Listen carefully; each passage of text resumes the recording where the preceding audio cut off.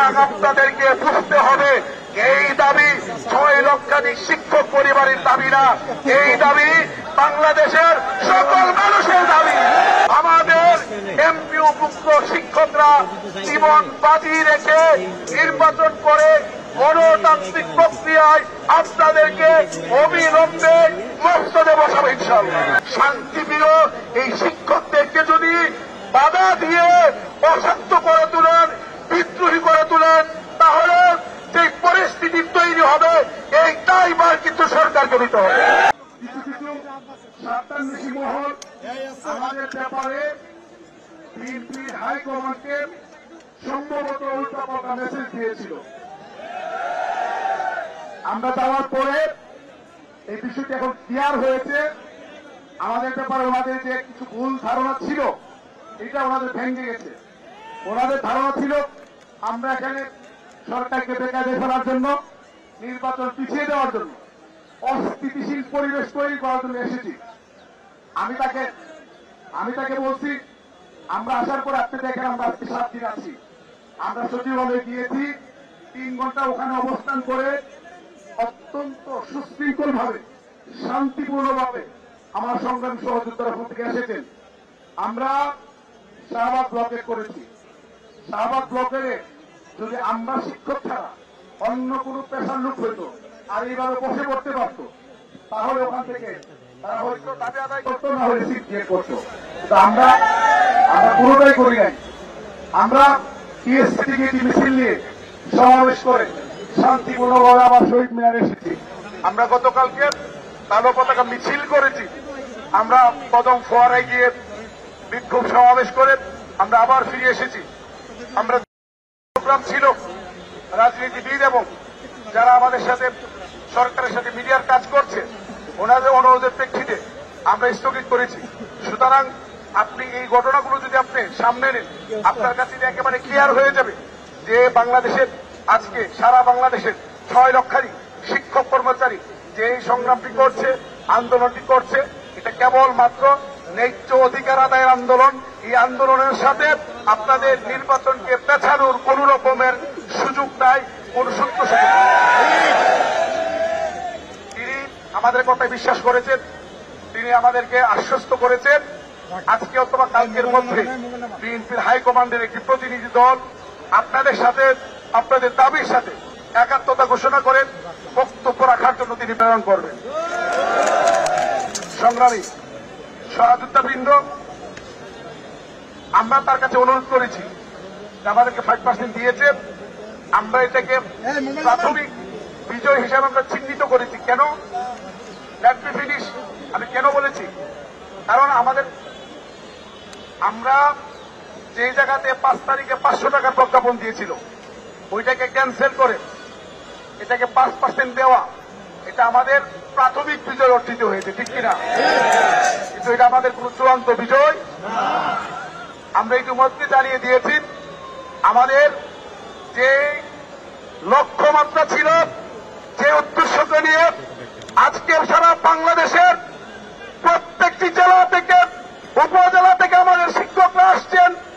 এই 20% বাড়ি ভাড়া, 15 টাকা মেডিকেল ভাতা, 75% উচ্চ ভাতা প্রজ্ঞাপন যতক্ষণ না হাজির হবে, যতক্ষণ না জারি করা হবে, এমপিওভুক্ত শিক্ষকদের এই শহীদ মিনারের আন্দোলন চলছে, চলবে।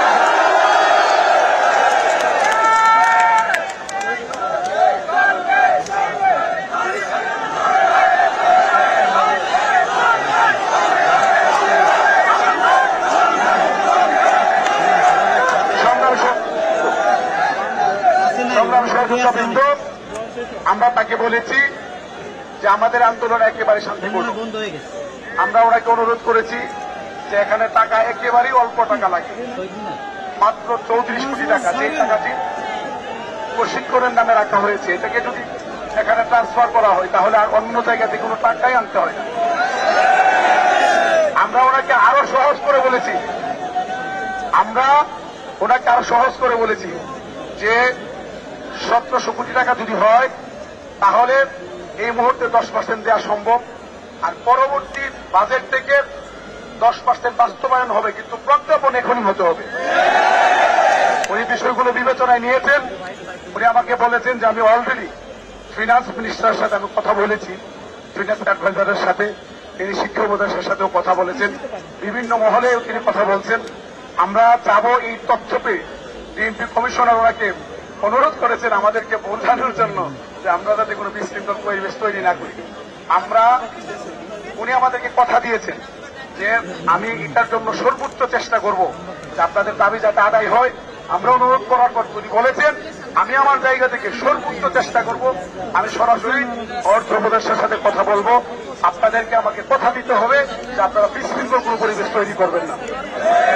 আমরা তাকে কথা দিয়ে এসেছি আমাদের এই ন্যায্য আন্দোলন, অধিকার আদায়ের আন্দোলন, বাঁচা মরার আন্দোলন, ডাল ভাতের আন্দোলন, সুশৃঙ্খলভাবে এই আন্দোলন সারা বাংলাদেশে আজকে কর্মবিরতি চলছে। শিক্ষা ব্যবস্থা বিশেষ করে এমপিওভুক্ত শিক্ষা স্থবির হয়ে পড়েছে, কারণ লক্ষ লক্ষ শিক্ষক শ্রেণীকক্ষে ছেড়ে আজকে তারা শহীদ মিনারে প্রতিদিন আসছেন। সুতরাং আমরা আমাদের এই শান্তিপূর্ণ কর্মসূচি, কর্মবিরতি এবং এখানে অবস্থান, আমাদের যে অনশন, এগুলো আমরা শান্তিপূর্ণভাবে পালন করব। তবে আজকে আমাদের যে মুখামিছিতে আছে এটাও আমরা ইনশাল্লাহ আমরা পালন করব। তো আমরা যে কথাটি দিয়ে এসেছি এই কথা কি আমরা রাখবো ইনশাল্লাহ, নাকি আমরা বিশৃঙ্খল করব? আজকে এই 6 লক্ষাধিক শিক্ষক কর্মচারী পরিবারের সাথে বাংলাদেশের সকল রাজনৈতিক দল এখন বলা যাবে, কারণ যেহেতু জামাত এনসিপি থেকে শুরু করে বিএনপি যখন চলে এসেছে, এখন আর কোন রাজনৈতিক দল বাদ নেই। সরকারকে বলবো আপনারা কিন্তু এই রাজনৈতিক দলগুলোর সমর্থন নিয়ে আপনারা ক্ষমতায় এসেছেন। সুতরাং এই দলগুলো যেহেতু আজকে একাত্মতা ঘোষণা করেছেন, সুতরাং আপনাদেরকে বুঝতে হবে এই দাবি 6 লক্ষাধিক শিক্ষক পরিবারের দাবি না, এই দাবি বাংলাদেশের সকল মানুষের দাবি।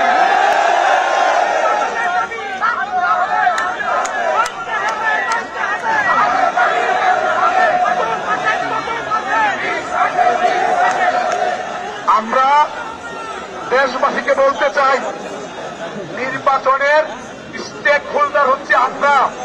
আমাদের এই সহযোদ্ধারা প্রিজাইডিং, সহকারী প্রিজাইডিং এবং পুলিশ অফিসার সহ নির্বাচনের প্রায় 80% দায়িত্ব আমরা পালন করি, ঠিক কিনা?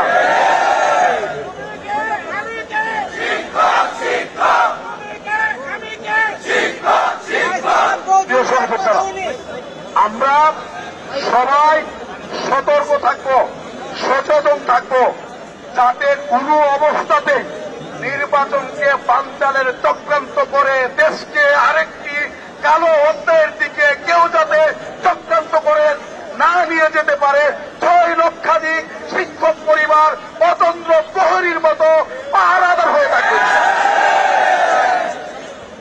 আমি রাজনৈতিক দলগুলোকে বলতে চাই এবং মির্জা ফখরুল ইসলাম আলমগীর স্যারকে বলতে চাই যে আমরা আপনাদের পাশে থেকে আপনাদের রাজনৈতিক দলগুলোকে একটা গণতান্ত্রিক, সুষ্ঠু, সুন্দর, নিরপেক্ষ নির্বাচন উপহার দেওয়ার জন্য অতীতের মতো ভবিষ্যতে আমাদের এমপিওভুক্ত শিক্ষকরা জীবন বাজি রেখে নির্বাচন করে গণতান্ত্রিক প্রক্রিয়ায় আপনাদেরকে অবিলম্বে মসনদে বসাবো ইনশাআল্লাহ।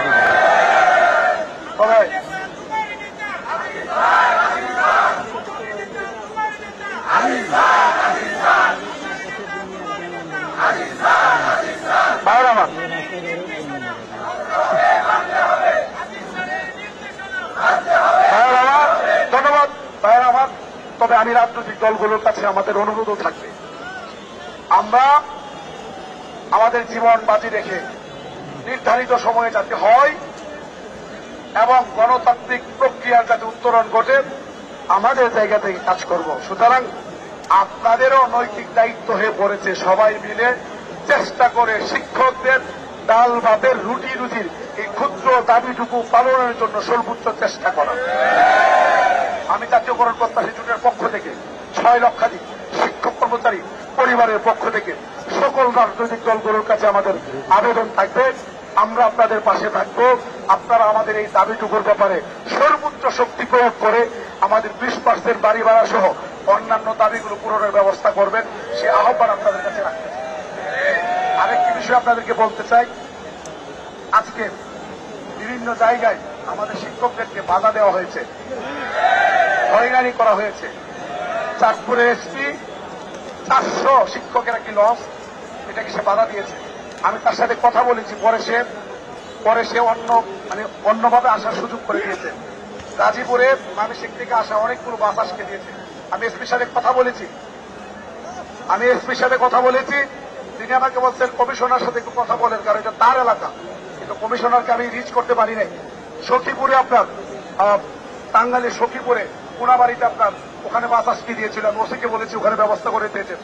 এইভাবে সারা রাতে আমার ফোন আসছে, বিক্ষিপ্তভাবে বিভিন্ন জায়গায় আমাদের শিক্ষকদের বাস আটকে দেওয়া হয়েছে। আমি আজকে শহীদ মিনারের লক্ষ জনতার সমাবেশ থেকে স্পষ্টভাবে ঘোষণা দিতে চাই, শান্তিপ্রিয় এই শিক্ষকদেরকে যদি বাধা দিয়ে অশান্ত করে তুলেন, বিদ্রোহী করে তুলেন, তাহলে যে পরিস্থিতি তৈরি হবে এই দায়ভার কিন্তু সরকারকে নিতে হবে।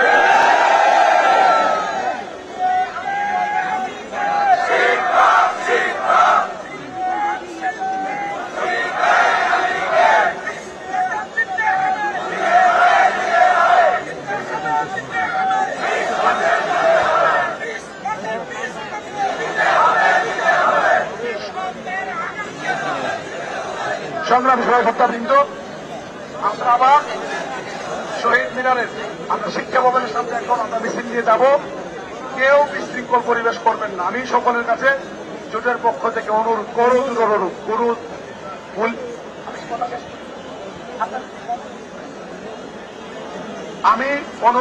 কোনো বিশৃঙ্খল পরিবেশ আমরা করবো না, শান্তিপূর্ণভাবে আমরা যাবো। ওখানে বিক্ষোভ সভা আমরা শিক্ষা ভবনের যে মোড় আছে চতুর্দিকে আমরা অবস্থান নিব, আমরা সমাবেশ করে আবার এখানে আমরা চলে আসবো ইনশাআল্লাহ। যেহেতু রাজনৈতিক দলগুলো কথা দিয়েছে, তারা শান্তিপূর্ণভাবে তারা কাজ করছেন, আমরা তাদেরকে স্পেস দেব। আরেকটা বিষয় আপনাদেরকে বলি, আমাদের মাঝে কেউ এখানে পরিবেশ খারাপ করতে পারে, সবাই সতর্ক থাকবেন, সবাই ভলান্টিয়ার, উল্টা পাল্টা যে করবে তাকে দরের সাথে সাথে আমরা পুলিশে দিয়ে দেবো ইনশাআল্লাহ। আমরা নেতৃবৃন্দ আগে যাব, পরে আপনারা আসবেন সুশৃঙ্খলভাবে, কি করবেন না।